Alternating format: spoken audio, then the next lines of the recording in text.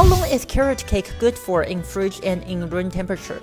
Carrot cake, like most baked goods, has a varying shelf life depending on how it is stored. When kept at room temperature, a freshly baked carrot cake can last for 1 to 2 days. If you store it in the refrigerator, it can last for up to a week.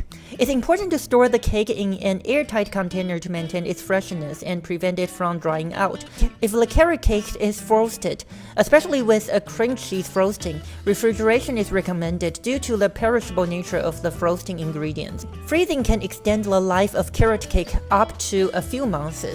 However, it's best to consume it within 2 to 3 months for optimal taste and texture. Always check for signs of spoilage, such as an off smell or mold, before consuming.